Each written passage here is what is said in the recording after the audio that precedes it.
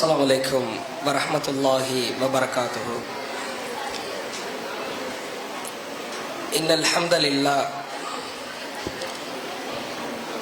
نحمده ونستعينه من يهده الله فلا مضل له ومن يضلل فلا هادي له وأشهد أن لا إله إلا الله وأن محمدا عبده ورسوله أما بعد. اللهم صل على محمد وعلى آل محمد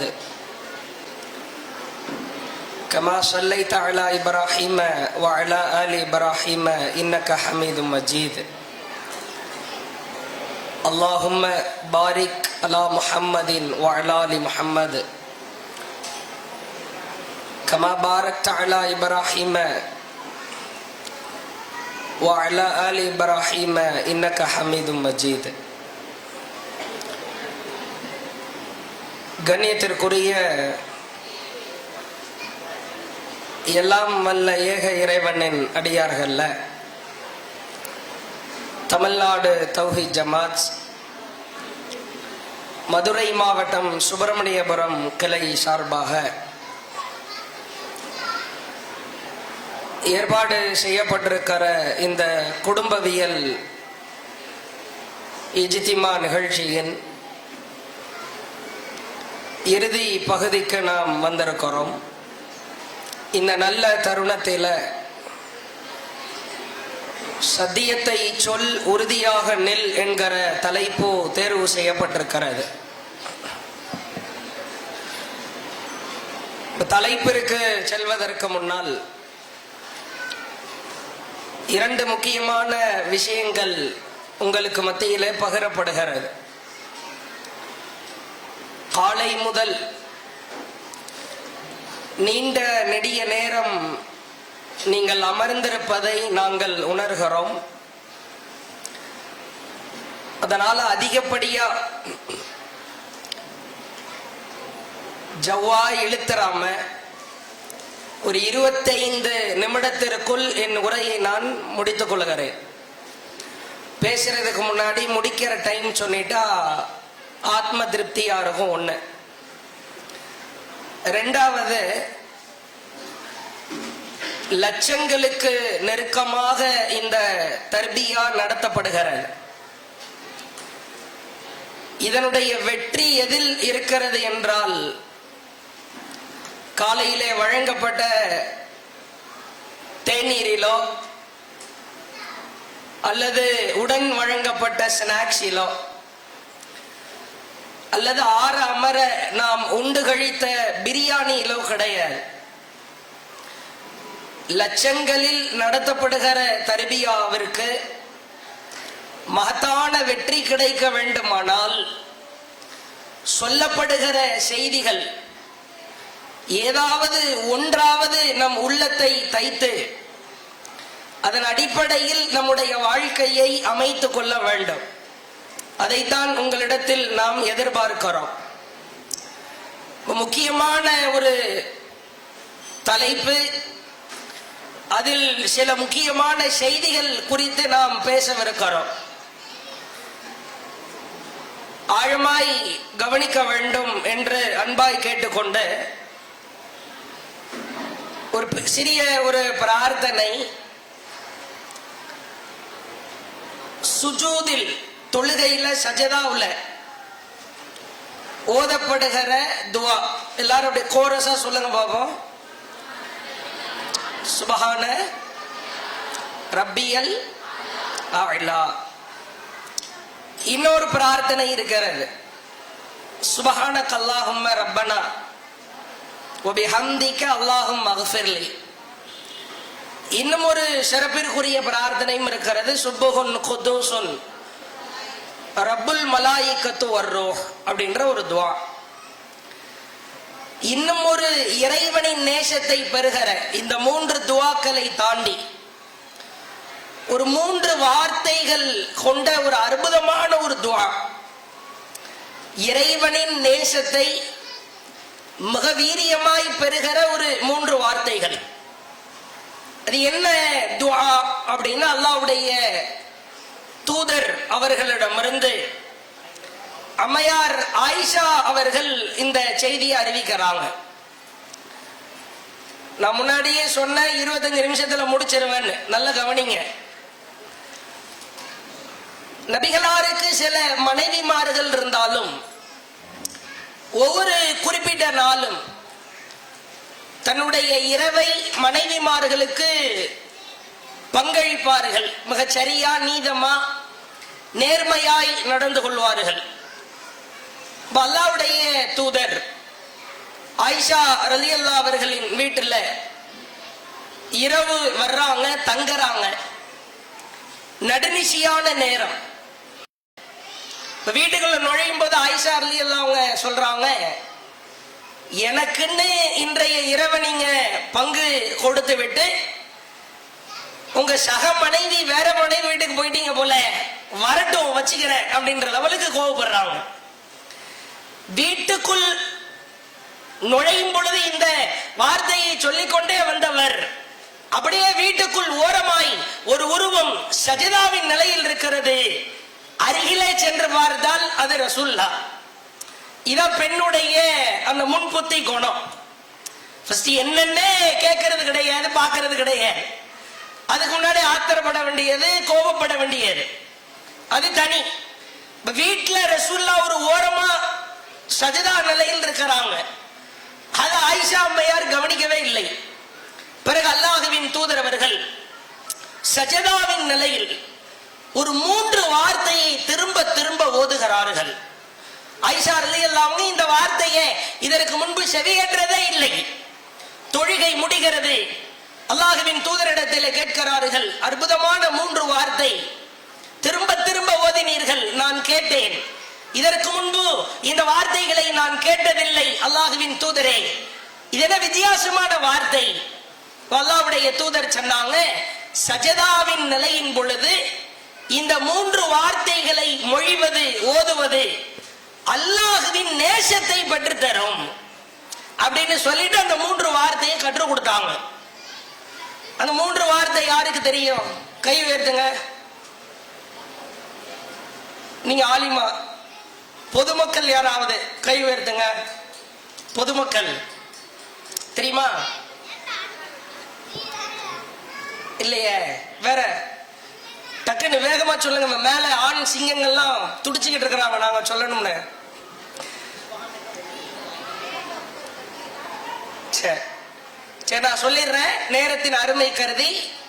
சஹீஹ் முஸ்லிம்ல நன்றாக சிந்தனையில் ஏற்றிக்கொள்ளுங்கள். எளிமையான எண்ணுதான் 8 3 8, 2 8 நடுவுல ஒரு 3. 838வது நம்பர்ல முதல் பாகத்தில் சஹீஹ் முஸ்லிம்ல இருக்கிறது, சுப்ஹானக இறைவா உன்னை புகழ்கிறேன், ஒபிஹம்திக் உன் புகழை கொண்டு உன்னை அதிகம் அதிகம் புகழ்கிறேன், லா இலாஹா இல்லா அன்த உன்னை தவிர வணக்கத்திற்குரியவன் வேறு யாரும் இல்லை. ரொம்ப அற்புதமான ஒரு துஆ. இத ரசூலுல்லாஹ் சஜதாவின் நிலையில ஓதுறாங்க. ஆயிஷா ரலியல்லாஹு அவங்களுக்கு இந்த துஆவை தான் கற்றுக் கொடுக்கறாங்க. சொல்லுங்க, சுப்ஹானக, சவுண்டா சொல்லுங்க, அரகுர தூக்கத்துல சொல்ற மாதிரி இருக்குது. ஒபிஹம்திக லா இலாஹா இல்லா அன்த, சுப்ஹானக ஒபிஹம்திக லா இலாஹா இல்லா அன்த, சுப்ஹானக ஒபிஹம்திக லா இலாஹா இல்லா அன்த. லொஹர் தொழுக தொழுகிறோம். ஃபர்ஸ்ட் ரக்காத் சஜதாவுல சுப்ஹான ரப்பில் அலா ஓதுறீங்கன்னா, 2வது ரக்காத்துல இது ஓதிக்கலாம். அல்லது ஒரே ரக்காத்துல கூட சுப்ஹான ரப்பில் அலா ஒரு 3 தடவை, இந்த சுப்ஹானக வபிஹம்திக லா இலாஹா இல்லா அன்த ஒரு 3 தடவை, இப்படி பிரித்து பிரித்து கூட ஓதிக்கொள்ளலாம். திரும்ப திரும்ப இந்த துஆவை ஓதுகிற பொழுது இறை நேசம் கிடைக்கும். சஹீஹ் முஸ்லிம்ல என்ன நம்பர் சொன்ன? 8 3 8. நீங்க மருகசுகள்ல, பள்ளிவாசல்கள்ல புத்தகத்தை பார்க்கிற பொழுது நிச்சயம் எடுத்து பாருங்கள். இருந்தாலும் எளிமையான வார்த்தை, மனன செய்யற வார்த்தை. இதை முதல் பகுதியாக சொல்லிக்கொண்டு ரத்தின சுருக்கமாய், சத்தியத்தை சொல், உறுதியாக நெல். இத ஒரு 3 பாயிண்டா உங்களுக்கு நான் புரிய வைக்க போறேன். ஃபர்ஸ்ட் என்ன அப்படின்னா, எது சத்திய கொள்கை, உண்மையான சத்தியம் என்றால் என்ன? எத்தனையோ ஜமாத்துகள் இருக்கிற, தௌஹீத் ஜமாத்து அப்படின்ற பெயரில் அமைப்புகள் இருக்கிற, சுன்னத் வல் ஜமாத்து இருக்கிறாங்க, இன்னும் பரவலா பல பெயர்கள் கொண்ட ஜமாத்துகள் எல்லாம் சமூகத்தில் இருக்கிற. சத்தியம் சத்தியம் அப்படின்னா என்ன? யாரு சொல்வது உண்மையான சத்தியம்?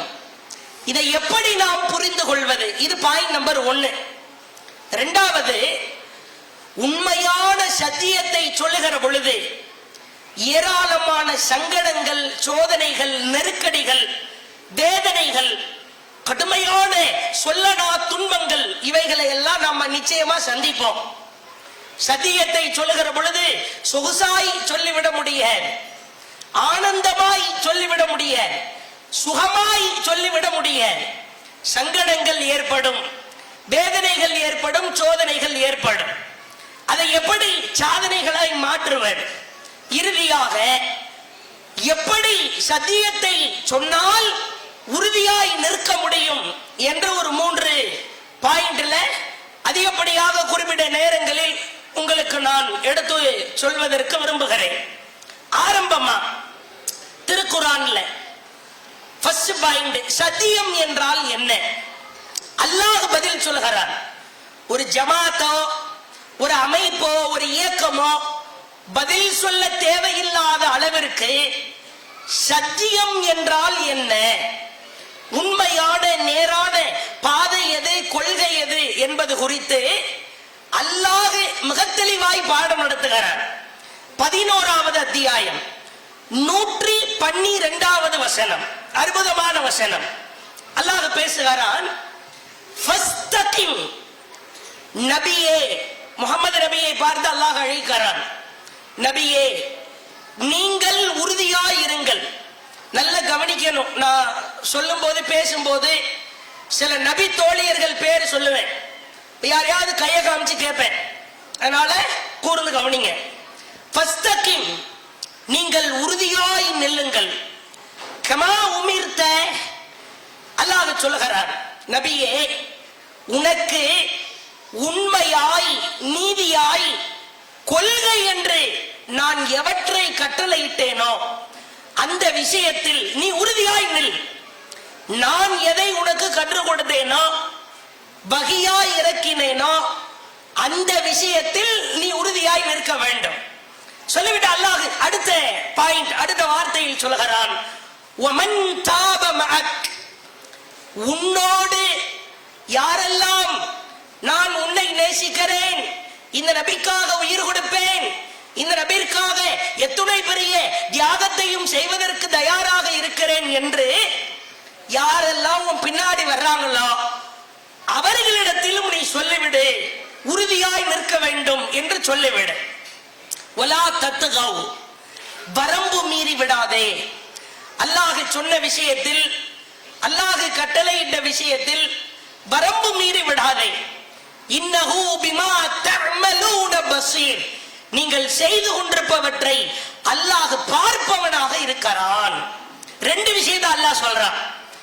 நீ நபியை நேசிக்கிறியா? அல்லாஹ்வுடைய தூதர் உனக்கு பிடிக்குமா பிடிக்காதா?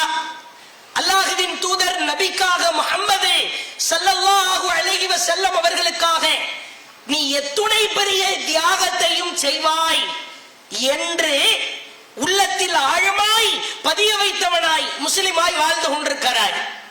அப்படியானால் அந்த நபிக்கு அல்லாஹ் எவற்றை கட்டளையிட்டானோ அந்த விஷயத்தில் அவர் உறுதியாக இருப்பார். அவரை பின்பற்றுகிற நீங்களும் உறுதியாய் இருக்க வேண்டும். அல்லாஹ் தெளிவாய் விளக்குகிறான். சத்தியம் என்று சொன்னால், உண்மை என்று சொன்னால், அல்லாஹ்வின் புறத்தில் இருந்து எது நமக்கு கட்டளையாய் இறக்கப்படுகிறதோ, அருளப்படுகிறதோ அதுதான் சத்தியம். நன்றாய் புரிந்து கொள்ளுங்கள். முஸ்லிம்களாய் வாழ்கிறோம். அல்லாஹ் நம்மை பார்த்து கேட்பான்.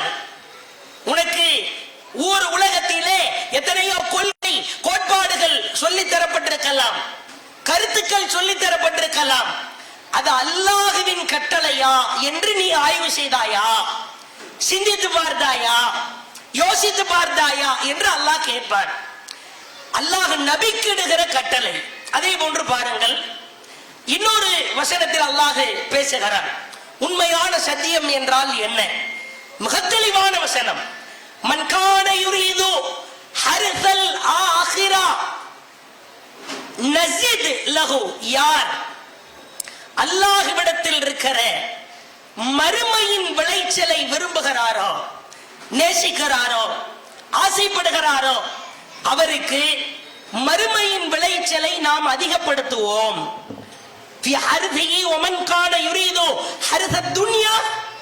யார் உலக விளைச்சலை விரும்புகிறாரோ, நேசிக்கிறாரோ, அவருக்கு அதிலிருந்து நாம் வழங்குவோம். சொல்லிவிட்டு அல்லாஹ் சொல்லுகிறான்,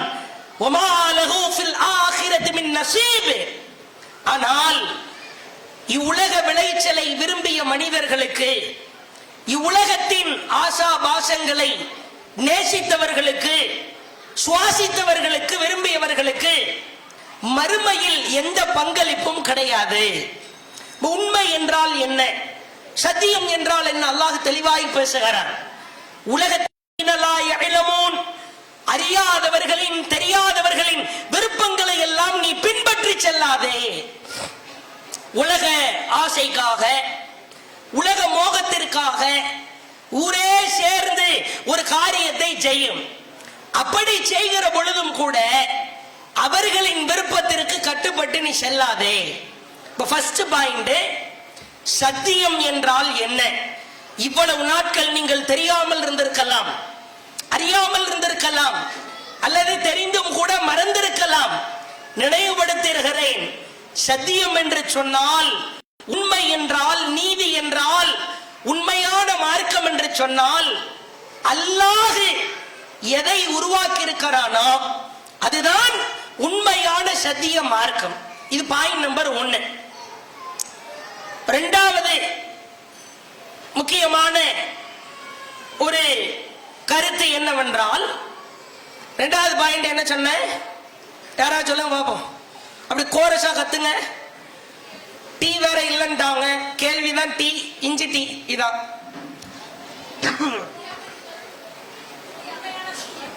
என்னது?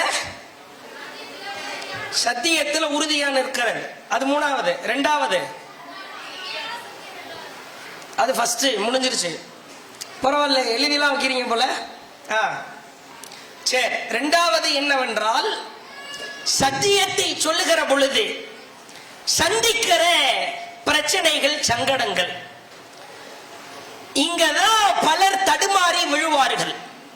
நமக்கே சில பேருக்கு உள்ளத்திலே தோன்றும், ஊர்ல இருக்கிற எல்லா ஜமாத்தும் இவ்வளவு கடுமையா நடக்கிறது இல்லையே, இந்த தௌஹீ ஜமாத் என்ற பெயரை வைத்திருக்கிற நீங்கள் இவ்வளவு கடுமையா, ஆக்ரோஷமா குர்ஆன் ஹதீஸ் என்று சொன்னால் மிகச்சரியாய் நடப்பதற்கான காரணம் என்ன? கொஞ்சம் இறங்கி போகலாம் அல்லவா? சமரசம் செய்து கொள்ளலாம் தானே? மக்களுக்கு மத்தியில் கொஞ்சம் அப்படியே பரிவோடு, கனிவோடு, பாசத்தோடு நடந்து கொள்வதற்கு வாய்ப்பு இருக்கிறது தானே என்று யோசிக்கலாம். நடக்கலாம். எதில் நடக்கலாம் தெரியுமா? உங்களுக்கு உடல்நிலை சரியில்லை என்றால், யாருக்கேனும் காசு பணம் தேவை அப்படின்னா, யாருக்காவது வாழ்வாதார உதவி தேவைப்படுகிறது என்று சொன்னால், யாருக்காவது கடுமையான மரண தருவாயில் இருக்கிறார், காப்பாற்ற வேண்டும், லட்சங்களை செலவு செய்ய வேண்டும் என்று சொன்னால், அதிலே அன்போடு நடக்கலாம், பணிவோடு நடக்கலாம், பாசத்தோடு நடக்கலாம். ஆனால் ஏகத்துவ கொள்கை என்று வந்துவிட்டால், இறைவனின் வார்த்தை என்று வந்துவிட்டால், அதிலே எந்தவித சமரசமும் இருக்கக்கூட. நீ பாருங்க, குறிப்பா பெண்கள், ஒரு குடும்பத்தை ஆளுமை செய்கிற இடத்தில் நீங்கள் இருக்கிறீர்கள். எத்தனையோ பயான்களை கேட்டிருப்பீர்கள். அல்லாஹ்வின் தூதர் அவர்கள் திருமணம் என்கிற விஷயத்தில் எப்படி நடந்தார்கள்? சட்டையை பார்த்து சட்டையில இருக்கிற அத்தரை பார்த்து ஓஹோ நீ மாப்பிள்ளையா அப்படின்னு கேட்டதுதான் ரசூலுல்லாஹ்வுடைய குணம். கூடவே இருக்கிறார், காலை பார்த்திருக்கிறார், பகல் பார்த்திருக்கிறார், இரவு பார்த்திருக்கிறார். ஒத்த வார்த்தை சொல்லல எனக்கு கல்யாணம், எனக்கு திருமணம், ஒரு வார்த்தை கூட சொல்லவில்லை. அதிகாலையில நபிகளாரை சந்திக்க வருகிற பொழுது சட்டையிலே மஞ்சள் நிறத்தில் வாசனை திரவியம் ஒட்டி இருக்கிற ரசூலுல்லாஹ் கேட்கிறாங்க, சாதாரண அத்தர் மாதிரி தெரியலையே, ஒரு வித்தியாசமான அத்தராக தெரிகிறது. அப்துல் ரஹ்மான் பின் அவுஃப் பதிலளிக்கிறார், ஆமாம் திருமணமாகிவிட்டது. ரசூலுல்லாஹ் உடனே ஆத்திரப்பட்டு கோபப்பட்டு, நேத்து வரைக்கும் கூட தான் இருந்த, ஒரு வார்த்தை கூட சொல்லல. அல்லாஹ்வின் தூதருடைய ஆர்வம் மிகைக்கிறது. கல்யாணமா ஆகிவிட்டதா? யாரை திருமணம் முடித்தீர்கள்? மதீனா பெண்ணதா? அடுத்த ஆர்வம் கூடுது. எவ்வளவு மகர் கொடுத்தீங்க? பேரித்தமிழ கொட்டை அளவிற்கு நிகரான தங்கம். திருமணம்னா இவ்வளவு எளிமையா? அல்லாஹ்வின் பரக்கத்தை பெற ஜாபிர் பின் அப்துல்லாஹ் ரலியல்லாஹு அவர்கள் நபிகளாரின் மிக நெருக்கத்திற்குரிய நேசத்திற்குரிய ஒரு தோழர். இவங்க அத்தா உஹது போர்ல ஒரு 9 பெண் குழந்தைகளை விட்டு மரணிக்கிறார். இந்த ஜாபிர் ரலியல்லாஹு அவர்களின் தந்தை விட்டு சென்ற கடனை முழுமையாய் அடைத்தவர் அல்லாஹ்வின் தூதர். குடும்பத்திற்கு அவ்வளவு செய்திருக்கிறார்கள். நன்றாய் கவனியுங்கள். ஒரு போர்க்களம் முடிகிறது. ஜாபிர் வேக வேகமாய் அந்த தன் வாகனத்தை எடுத்து ஏறி உட்கார்ந்து ரொம்ப அவசரப்படுறார். ரசூலுல்லாஹ் கேட்கிறாங்க, ஜாபிரே நிதானம், ஏன் இவ்வளவு அவசரம்? போர் முடிந்து விட்டது, அனைவரும் திரும்பி வீட்டுக்கு தானே செல்ல போகிறோம், ஏன் இவ்வளவு அவசரப்படுறீங்க? ஜாபிர் சொல்றாங்க, யார சொல்லலாம், எனக்கு கல்யாணம் ஆயிருச்சு. அரபியில நபிகளார் பயன்படுத்துகிற வார்த்தை ஆச்சரியத்தின் உச்சத்திற்காக ஹல் என்ற அந்த வினை பொருள் பயன்படுத்தப்படும். அல்லாஹ்வின் தூதர் அந்த ஹல் என்ற வார்த்தையை போட்டு கேட்கிறார்கள், என்னது ஹல் நகஹத யா ஜாபிர்? ஜாபிரே கல்யாணம் ஆயிருச்சா? நேத்து வரைக்கும் குடும்ப கடனை எல்லாம் அடைச்சவன் நான் தானடா, ஒரு சின்ன நன்றி விசுவாசம் கூட உனக்கு கிடையாதா? அடுத்து கேட்கிறார்கள், அல்லாஹ்வுடைய தூதர் பிக்ரா சையிபா, கன்னி பண்ணா விதவ பண்ணா? இல்ல விதவ பண்ணதான். ஏன்? கன்னி பெண்ணை திருமணம் முடித்திருக்கலாம், நீயும் அவரும் கொஞ்சி குழாவி விளையாடி இருக்கலாம், அதற்கு ஒரு காலகட்டம் இருக்கிறது. ஏன்னா அந்த கல்யாணம் ஆகிற 6 மாசம் ஒரு கோல்டன் டேஸ், சில பேருக்கு 3 மாசம், சில பேருக்கு குறிப்பிட்ட நாட்கள் இருக்கலாம். விதவை பெண்ணை திருமணம் முடித்திருக்கிறாயே, இல்ல வீட்டுல 9 சகோதரிகள் இருக்கிறாங்க, 9 பேரு சின்ன பிள்ளைங்க, நான் பாட்டுல ஒரு கன்னி பண்ண கல்யாணம் பண்ணிட்டு வந்துட்டோம்னா 9+1 10 போய் உட்கார வைக்க வேண்டிய சூழல் ஆயிரும். என் சகோதரிகளுக்கு தலைவாரி விட வேண்டும், என் குடும்பத்திற்கு சமைத்து கொடுக்க வேண்டும். அல்லாஹ்வுடைய தூதர் பிரார்த்தனை செய்றாங்க. சம்பவம் பெரியது, படிப்பினை பாருங்கள். குடும்ப கடனை எல்லாம் அடைத்திருக்கிறார், குடும்பத்தில் தகப்பன் ஸ்தானத்தில் இருந்திருக்கிறார், கல்யாணத்தை சொல்லவில்லை. ஜாபீரே கல்யாணம் முடிச்சிட்டீங்களா? இந்த கேள்வி ஒரு ஆளை பார்த்து எப்ப கேட்போம்? ஒரு நபரை பார்த்து இந்த கேள்வி எப்பொழுது வாயில் இருந்து வெளிவரும்? திருமணம் என்று சொன்னால் அல்லாஹ்வின் அலமுன் நிக்காஹி பரக்கா, அல்லாஹ்வின் மறைமுகமான பேரருள் வேண்டும். பல பேர் தடுமாறுவது இதில்தான். அனைத்தும் தெரியும். சில பேர்லாம் பார்க்கலாம் 15 வருஷமா தௌஹீதில் இருப்பார், திடீர்னு ஒரு கேள்வி பதில் நிகழ்ச்சிக்கு செல்லுவோம், எழுந்து கேள்வி கேட்பார், அலிம்ஷா பாய் எல்லாம் சரிதான், இந்த மண்டபத்தில் கல்யாணம் நடத்துறது ஏன் வேணான்றீங்க? அதையே ரொம்ப கடுமையா பாக்குறீங்க? ஆச்சரியமா இருக்கும் அந்த ஆளை பார்த்தா. இவ்வளவு நாள் மண்டபத்தில் கல்யாணம் நடத்துறவனை எல்லாம் கழுவி ஊத்துனதுல ஃபர்ஸ்ட் ஆளா இவர் தான் இருந்திருப்பார். இவெல்லாம் மனுஷனா, தௌஹீதா இவெல்லாம் அப்படின்னு சொன்னவரா இருந்திருப்பார். கொஞ்சம் பேக்ரவுண்ட் அலசி பார்த்தா அவர் பொண்ணுக்கு கல்யாணமா இருக்கும். கேள்வி எப்ப வருது பாத்தீங்களா? 10 வருஷமா கேள்வி வரல. யார் யாரெல்லாமோ கல்யாணம் நடத்தும் போது மண்டபம் கூடாது, ஆடம்பரம் கூடாது, சோத்தை வீணடிக்கிறீங்களா, குடும்பத்தை இது வேற. திடீர்னு எழுவ பொண்ணுக்கு என்னவாய் மூஞ்செல்லாம் மாறுது, மண்டையெல்லாம் சொறியறீங்க. பொண்ணுக்கு கல்யாணம், வீட்டுல இடம் பத்த மாட்டேங்குது. மண்டப திருமணம் ஹராம் அல்ல, ஆனால் அல்லாஹ்வின் பரக்கத் பெற்ற திருமணம் என்பது எளிமையாய் நடத்துவதுதான். திருமணத்தின் பெயரால் அத்துமீறல்கள் நடப்பதை பார்க்கிறோம். எத்துணை அத்துமீறல்கள்! ஒரு பெண்ணை ஜோடித்து அவர்களுக்கான ஒட்டுமொத்த ஊர்ல இருக்கிற உலகத்தில் இருக்கிற எல்லா பெயிண்டையும் அடிச்சு கொண்டு வந்து நிறுத்தி வைக்கிறார்கள். அலங்கார பொருளாய் கொண்டு வந்து காட்டுகிறார்கள். ஃபர்ஸ்ட் நாள் நைட்டு அந்த பளபளன்னு கலரா மின்னனு அந்த பொண்ணு கணவன் அப்படியே கைகளில் ஒப்படைக்கிற பொழுது உள்ள போயிட்டு பாத்ரூம் போயிட்டு ஃபேஸ் எல்லாம் கழுவிட்டு வரும். இவருக்கு டவுட் ஆயிரும், உள்ள போனது வேற ஆளு, வெளியே வேற ஒரு பொண்ணு வரால. அம்மா அந்த உள்ள போன பொண்ணு எங்க? நான் தான் அது. இப்படி ஒரு அலங்கார பொருளாய் கொசு வலைகளால் அவளை ஜோடித்து, நைட்டு டைம்ல தான் கொசு கிடைக்குது, நெட்டு டிரஸ், கொசு வலை, மெஹந்தி ஃபங்க்ஷன் என்று வைக்கிறான் முஸ்லிம் குடும்பத்தில். கீழக்கரையில ஒரு திருமணம், குடும்பமே கூடி நிற்கிறது. திடீர்னு ராயல் என்ஃபீல்டு பைக்ல மாப்பிள்ளையும் பொண்ணும் டபுள்ஸ் வர்றானே. தப்தர்ல கையெழுத்து போடல, இன்னும் கணவன் மனைவி என்று உறுதியாகவில்லை. இவன் பைக்க டப்ப டப்பன்னு திருக்கும் போது மலக்குள் மௌத் வந்து உயிர் எடுத்துட்டா பின்னாடி இருக்கிறவன் அப்படியே இதா இருப்பாங்களா? தோளிலே கை வைத்து ராயல் என்ஃபீல்டு பைக்கிலே வருகிறான். முஸ்லிம் திருமணம். ஒரு ஆடம்பரத்திற்கான சிறிய இடம் கொடுக்கப்பட்டாலும் கூட எங்கு போய் நிற்கிறது தெரியுமா? இதிலே வேதனைக்குரிய விஷயம், மார்க்கம் படித்த சில ஆலிமாக்கள் கூட குடும்பத்தின் பேச்சை கேட்டு, பெற்றோரின் பேச்சை கேட்டு அல்லாஹ்வின் மார்க்கத்தை அடகு வைப்பதை பார்க்கிறோம். ஒரே ஒரு தடவை நீ சந்தோஷமா இருக்கணும்ன்றதுக்காக அல்லாஹ்வின் மார்க்கத்திலே சமரசம் ஏற்பட்டால் அதற்கான விளைவு பேராபத்து.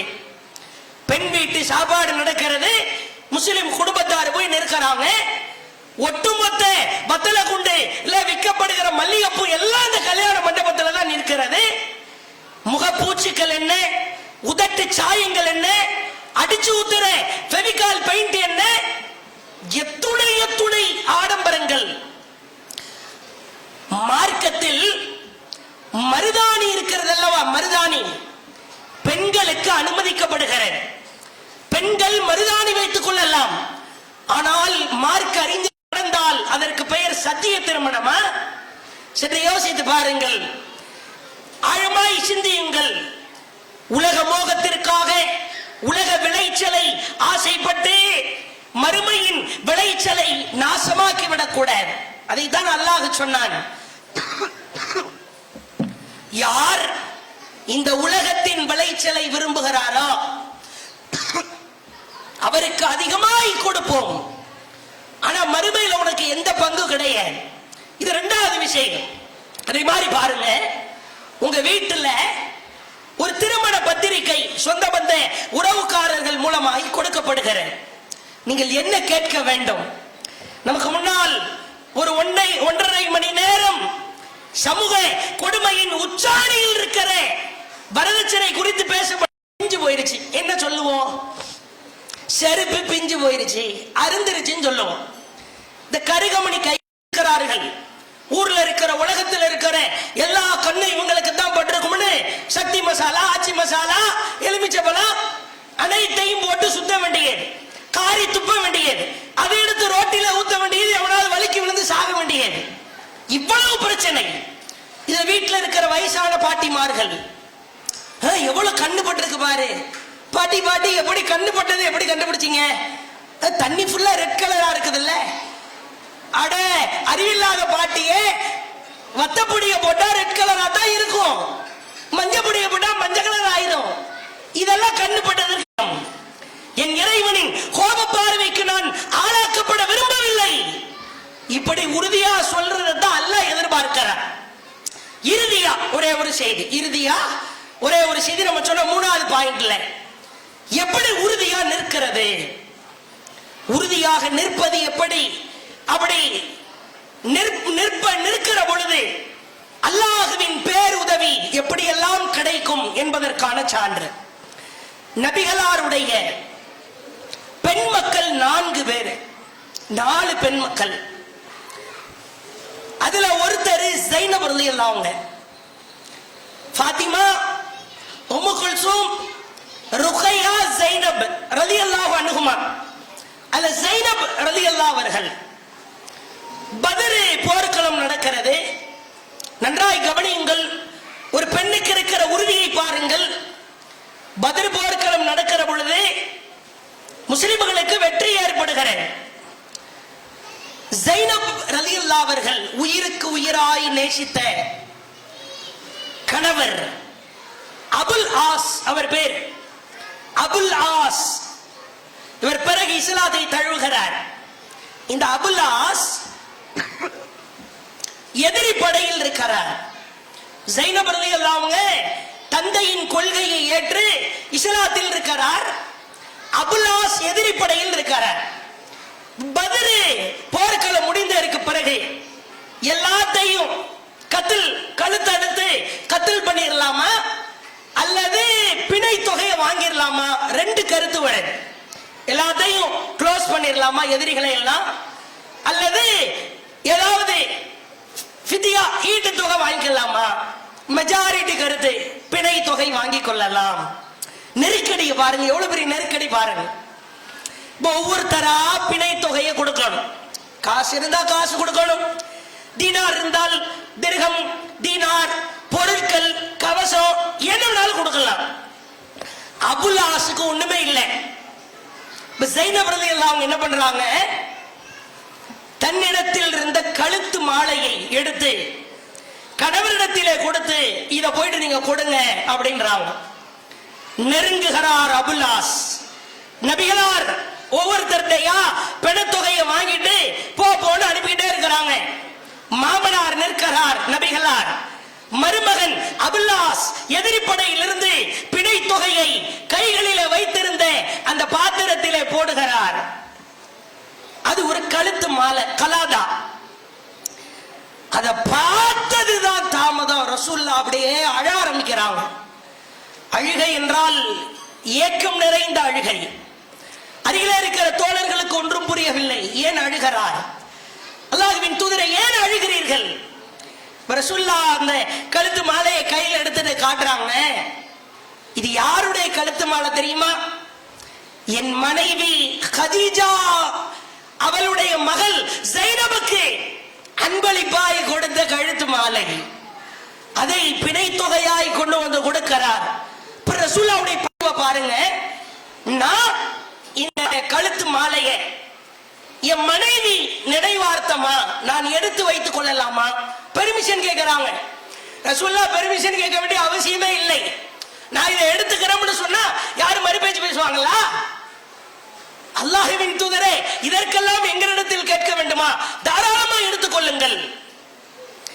அப்ப அபுல் ஆஸ் கூப்பிட்டு சொல்றாங்க, ஒண்ணு நீ இஸ்லாத்துக்கு வந்துரு, அல்லது என் மகன் ஸைனபை என் வீட்டுக்கு அனுப்பி விட்டுரு. அப்ப என்ன தெரியுது? ஸைனப் ரலியல்லாஹு அன்ஹா அவ்வளவு நாள் அபுல் ஆஸோடு இருந்தார்கள் என்று தெரிகிறது. அவர் இஸ்லாத்திற்கு வரவில்லை. ஒரு கட்டத்தில் அல்லாஹ்வின் தூதர் அவர்கள் மதீனாவிலிருந்து 2 பேர் அனுப்பி வைக்கிறாங்க. ஸைனபை அழைச்சிட்டு வாங்க. அப்பொழுது ஸைனப் ரலியல்லாஹு அவர்கள் நிறை மாத கர்ப்பிணியா இருக்கிறார். அவர் ஒட்டகத்தின் மேல் ஏறி அமர்த்தப்படுகிறார். 2 நபி தோழர்கள் ஒட்டகத்தை நடந்தவர்களாய் இழுத்து வருகிறார்கள். ஹிபார் பின் அஸ்வத் என்கிற ஒரு எதிரி. இவர் பிறகு இஸ்லாத்துக்கு வந்துடுறாரு.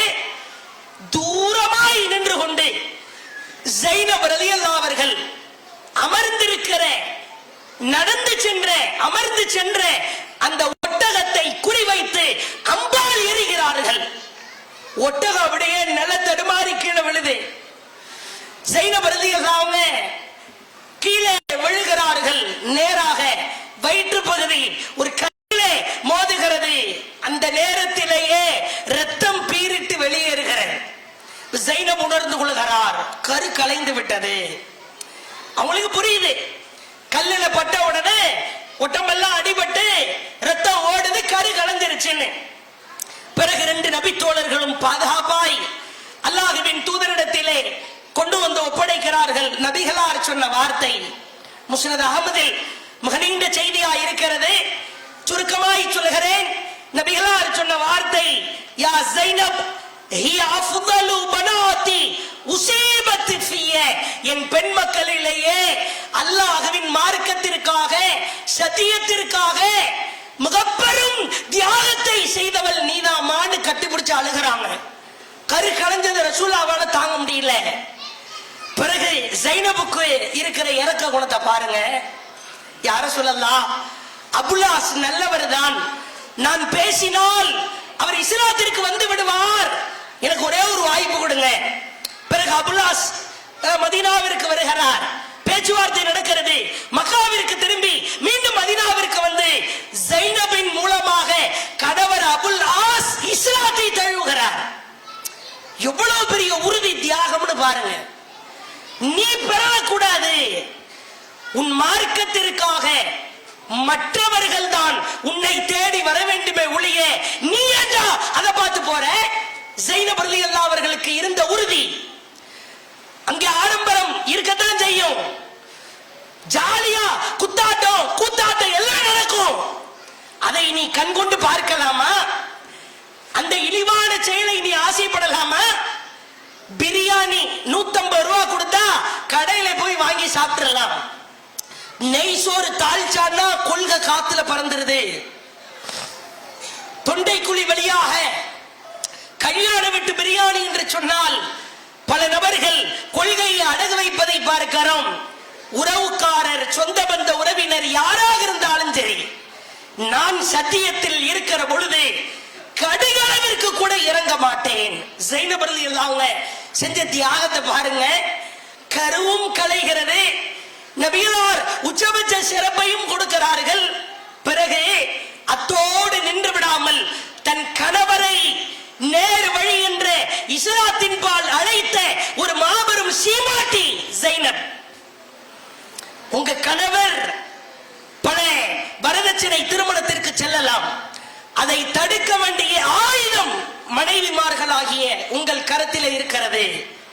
உங்கள் பெண் மகள் யாரையும் தெரியாமல் காதலிக்கலாம், பழக்க வழக்கம் ஏற்படலாம். சத்தியத்தில இருக்கிற ஒரு குடும்பத்திலே பிறந்த பெண்மகள் அதை செய்ய மாட்டார் என்று தடுக்கிற ஆற்றல் உங்களுக்கு இருக்கிறது. உங்கள் ஆண்மகன் சினிமா தியேட்டர்களில் மூழ்கலாம், படங்களை பார்க்கலாம், ஒரு பெண்ணோடு நட்பு ஏற்படலாம், காதலாய் மாறலாம்.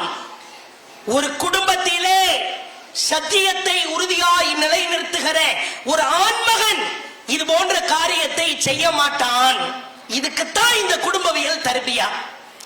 ஏன் இவ்வளவு செலவு, இவ்வளவு பெரிய ஒரு செலவுகள் செய்து ஏற்பாடு செய்யப்பட்டதற்கான காரணம், பெண்களே, தாய்மார்களே, சகோதரிகளே, நீங்கள் சத்தியத்தில் உறுதியாய் நின்றால் உங்கள் கணவனை நேர்வழிக்கு கொண்டு வரலாம்.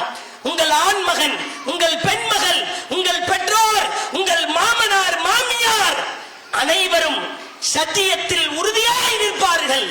அப்படிப்பட்ட மகத்தான ஒரு ஆயுதம் உங்கள் கரத்தில் இருக்கிறது. ஃபர்ஸ்ட் பாயிண்ட் நான் சொன்ன மாதிரி, அல்லாஹ் எதை கட்டளை இட்டானோ அது மட்டுமே சத்திய கொள்கை. தாய்மார்கள், பெண்கள், உங்களிடத்திலே ஒரு கருத்து சொல்லப்படுகிறது, ஒரு திருமணத்திற்கு அழைப்பு விடுக்கப்படுகிறது, ஒரு காரியம் அரங்கேற்றப்படுகிறது. நாம் கேட்க வேண்டிய கேள்வி 2. இதில் அல்லாஹ்வின் வார்த்தைக்கு மாற்றமாக எதுவும் நிகழ்வு நடக்கிறதா? கேள்வி நம்பர் 1. டிக்கடிங்க, நடந்தா இன்ட்டு போட்டுருங்க, ஒரேடியா அந்த கல்யாணத்தை இழுத்து மூடிடுங்க. 2வது கேள்வி, அல்லாஹ்வின் தூதர் அவர்களின் வார்த்தைகளை மீறுகிற வகையில் இந்த நிகழ்ச்சியில் காரியங்களில் எதுவும் நடக்கிறதா? டிக்கடிங்க, இல்லன்னா நடந்தால் இன்ட்டு போடுங்க. இந்த 2 படி நீங்கள் வாழ்கிற பொழுது உங்கள் குடும்பம் சிறப்பாய், உங்கள் கணவர் சிறப்பாய், உங்கள் மகன், மகள், உங்கள் பெற்றோர், உங்கள் பொறுப்பாளிகள் அனைவரும் சத்தியத்திலே நிலைத்து நின்று உறுதியாய் சொர்க்கம் செல்கிற ஒரு பாக்கியத்தை பெறுவார்கள் என்று கேட்டு, இந்த இஜ்திமாவின் மூலம் நாம் பெறுகிற படிப்பினை என் வாழ்க்கையில இனி வருகிற காலகட்டங்கள்ல ஏதேனும் ஒரு நிகழ்வு நடந்தால், விழா நடந்தால், ஃபங்க்ஷன் நடந்தால், திருமணம் நடந்தால், அல்லாஹ்விற்கு மாற்றமாக, அல்லாஹ்வின் தூதருக்கு மாற்றமாக எந்த நிகழ்ச்சியிலும் நான் கலந்து கொள்ள மாட்டேன், என் குடும்பத்தையும் கலந்து கொள்ள வைக்க மாட்டேன் என்கிற உறுதியான சபதத்தை ஏற்று வாய்ப்பளித்ததற்கு ஜஸாக்குமுல்லாஹ் கைரா. ஆரம்பத்தில் ஒரு துவா ஒன்று சொல்லி கொடுத்தேன். அந்த துவா தக்பீர் கட்டினவன தானே ஓதணும். எப்ப சஜிதால சொல்லுங்க அந்த துவா வார்த்தைய கரெக்டா சொல்லுங்க. சுபஹானக வ பிஹம்திக லா இலாஹா இல்லா அன்த. அது புகாரியில 1000வது செய்தியா இருக்குதா? என்ன புத்தக நம்பர் என்னது? சஹீஹ் புகாரின்னு ஒரு அறிவாளி யாரா சொன்ன மாதிரி இருப்பாங்க. முஸ்லிம் சஹீஹ் முஸ்லிம்ல 838. இன்ஷா அல்லாஹ் இன்னையிலிருந்து உயிர் மூச்சு இருக்கிற காலகட்டம் வரைக்கும் சஜிதாவில் இந்த துவா ஓதுவீங்களா? சத்தியத்திற்கு மாற்றமா ஜமாத்து அவங்க சொல்றாங்க, இவங்க சொல்றாங்க, யாரையுமே கேட்க வேண்டாம். அல்லாஹ் சொல்றா, அல்லாஹ்வுடைய தூதர் சொல்றா. இதற்கு மாற்றமா யாரு சொன்னாலும் சரி, நம்முடைய காரியத்தை அமைத்துக் கொள்ளாம இருக்கணும். சத்தியத்தில் உறுதியாக நின்று அந்த சத்தியத்தை உறுதியாய் சொல்லுகிற ஒரு பாக்கியத்தை அல்லாஹ் தந்தருள் புரிவானாக. வாஹிர் தஅவானா அல்ஹம்துலில்லாஹி ரப்பில் ஆலமீன். அஸ்ஸலாமு அலைக்கும் வரஹ்மத்துல்லாஹி வபரகாத்துஹு.